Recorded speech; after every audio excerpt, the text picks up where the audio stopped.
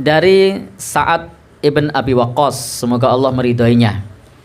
Anna Rasulullah sallallahu alaihi wasallam kana yata'awwadhu, dulu Rasul sallallahu alaihi wasallam berlindung setiap kali selesai salat. Jadi di sini dulu Rasul sallallahu alaihi wasallam yata'awwadhu duburus shalawat, setiap kali selesai salat. Biha ulail kalimah, dengan doa ini. Maka kita bisa amalkan baca doa ini setiap kali selesai salat. Apa doanya? Allahumma inni a'udzubika minal jubni. Ya Allah, aku berlindung kepadamu dari sifat pengecut, dari sifat penakut. Jadi berlindung kepada Allah dari sifat pengecut, dari sifat penakut. Karena memang kita ini kadang meskipun sebagai laki-laki berotot, kuat, itu juga muncul rasa penakut, muncul rasa pengecut. Baik, saya jadi ingat kemarin tuh kedatangan pasien ruqyah. Pasiennya itu bertato. Ya, terlepas dari hukum tatonya ya. Nah, apa yang disampaikan? Meskipun bertato penakut. Nah, jadi orangnya sendiri loh yang bilang. Meskipun bertato penakut. Nah, jadi itu normal. Kadang muncul rasa takut. Itu normal. Maka di sini kita diminta untuk berlindung kepada Allah setiap kali selesai sholat. Allahumma inni a'udzubika minal jubni wal bukhli, dan berlindung kepada Allah dari sifat bakhil. Kadang sifat bakhil ini tidak hanya mendera orang-orang yang fakir, bahkan orang yang berharta pun kadang punya sifat bakhil. Malah tidak sedikit yang kaya karena bakhil. Jadi karyawannya lembayar murah. Jadi pripun? Wes murah telat. Jenengan lo yang bilang. Wes murah telat. Baik. Wa'udzubika min uraddala ila ardalil umur. Jadi di sini berlindung kepada Allah, ya Allah aku berlindung kepadamu kembali kepada kehinaan umur. Jadi tua tapi tidak bisa apa-apa. Jadi kadang panjang umur itu bukan sesuatu yang baik. Kadang panjang umur itu bukan sesuatu yang baik.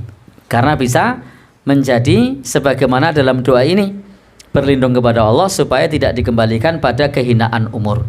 Jadi umurnya tua tapi tidak bisa apa-apa, merepotkan anak cucu. Baik, maka kita berlindung kepada Allah dari hal yang semacam itu. Kalau ternyata begitu bagaimana? Kalau ternyata seperti itu, sabar. Itu ujian dari Allah. Insya Allah kalau sabar menjadi penebus dosa. Tapi Rasul mengajarkan kita untuk berdoa seperti itu, agar tidak menjadi orang yang ketika umurnya panjang tapi tidak bisa apa-apa. Baik. Wa'udzubika, dan aku berlindung kepadamu ya Allah min fitnatid dunya, dari fitnah dunia. Jadi kita diajarkan berlindung kepada Allah dari cobaan harta dunia. Termasuk di sini fitnah perempuan. Jadi kita berlindung kepada Allah supaya kita tidak mendapatkan ujian yang berat yang terkait dengan dunia. Kadang kalau tidak diuji dengan dunia itu malah soleh. Begitu diuji dengan harta yang berlimpah malah beribun. Ya, malah kokean polah. Nah, baik. Sebelumnya tidak polah. Nah, begitu diuji dengan harta dunia kokean polah. Nah, baik. Wa'udzubika min fitnatil qabri, dan doa ini juga mengajarkan kepada kita, ya Allah aku berlindung kepadamu dari fitnah kubur. Karena nanti ketika orang meninggal dunia itu ada ujian kubur, fitnah kubur. Ditanya man rabbuka, siapa Tuhanmu. Waman nabiyuka, siapa nabimu, apa agamamu, dan seterusnya. Baik, di dalam doa ini yang pertama adalah kita dianjurkan untuk berdoa. Kita dianjurkan untuk berdoa. Yang pertama adalah kita berdoa kepada Allah dari sifat penakut. Jadi kita diminta untuk berdoa kepada Allah dari sifat penakut. Karena kadang memang rasa takut, rasa pengecut itu muncul dalam diri kita. Maka ketika seseorang tidak mau berangkat berjihad misalnya, seseorang ini konteksnya adalah konteks wajib militer. Di negeri kita tidak ya. Di negeri kita berperang itu sudah menjadi kewajiban para tentara. Adapun rakyat sipil itu tidak berangkat berjihad kecuali diseru oleh negara. Maka kalau dalam kondisi wajib militer diseru oleh negara, kok golek-golek alasan, itu namanya juben. Itu namanya penakut atau pengecut. Atau juga wala yatakalam, tidak berbicara bikalamin haq, dengan perkataan yang benar. Yakhsha, khawatir masuk penjara. Jadi tidak berani menyampaikan yang benar karena khawatir masuk penjara. Ini contohnya apa ini? Di sini tidak dikasih contoh. Wa ma asbaha dzalika, atau yang serupa dengan itu. Fahadza juban. Maka ini adalah juban. Tidak berani menyampaikan yang benar karena takut masuk penjara. Contohnya apa, Pak? Ya, saya tidak begitu paham karena ini termasuk abot-abotan ini.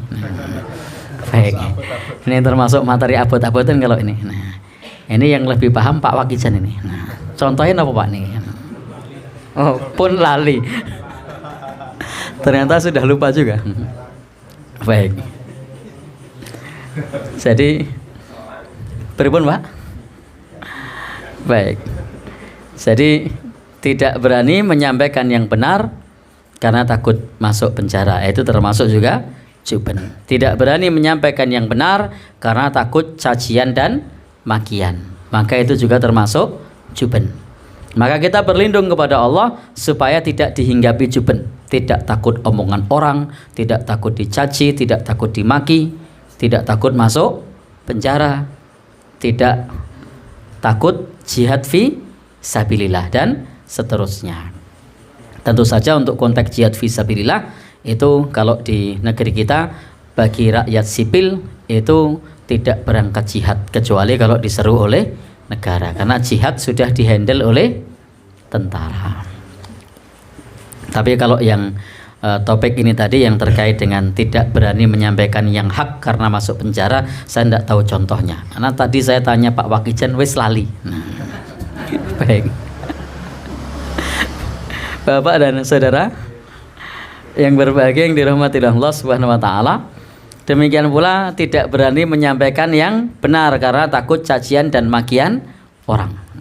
Jadi kadang menyampaikan yang benar itu penuh dengan caci maki, dicela macam-macam.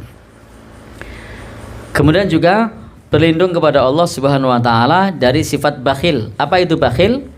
Bakhil itu tidak mau memberikan hartanya untuk kewajiban dia. Ra gelem bayar zakat, tidak mau infak, ra gelem pasokan RT, ra gelem pasokan kampung, tidak mau dana sirkuler. Nah, itu semua masuk kategori apa?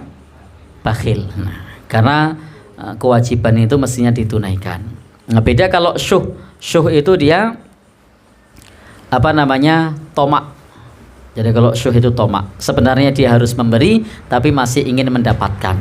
Nah, dalam bahasa Arab bakhil itu ada dua yang masyhur. Yang pertama adalah bakhil, yang kedua adalah syuh. Kalau bakhil itu tidak mau mengeluarkan hartanya untuk kewajiban. Kalau syuh itu mestinya dia wajib memberi tapi masih ingin diberi. Mana yang lebih parah, bakhil atau syuh? Syuh, itu lebih parah.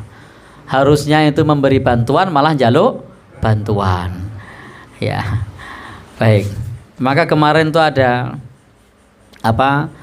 eh, istilahnya pembahasan apakah penting dalam hal gas melon itu, ulama membuat fatwa bahwa orang kaya tidak boleh beli gas melon. Nah, karena itu haknya orang miskin misalnya. Wah, itu jadi bikin tidak pede itu orang kaya kalau ada fatwanya. Nah, mau beli begitu, kok pakai mobil kok gas melon. Tapi untuk sampai saat ini belum ada fatwanya kan? Sudah ada belum? Ya? Oh belum ya? Berarti masih aman tuh beli. Baik. Saya tidak tahu itu. Kita lanjutkan. Yang berikutnya tadi apa? Oh sudah jam 9 lebih ya. Baik. Yang berikutnya tadi berdoa kepada Allah agar terbebas dari umur panjang tapi tidak bisa apa-apa. Maka kalau kita mohon kepada Allah umur panjang, itu juga umur panjang yang bermanfaat, umur panjang yang soleh, yang amalnya baik. Maka para ulama itu memakruhkan berdoa minta umur panjang. Jadi para ulama itu memakruhkan berdoa minta umur panjang. Tapi kalau umur panjang, amalnya soleh, bermanfaat, itu silahkan, itu dianjurkan. Tapi kalau sebatas umur panjang, maka bisa saja umur panjang amalnya tidak soleh. Bisa saja umur panjang tapi merepotkan anak cucu. Maka mintalah umur panjang tapi juga amalnya soleh. Umur panjang bermanfaat bagi yang lain. Dan berlindung kepada Allah dari tipu daya dunia. Berlindung kepada Allah dari fitnah kubur.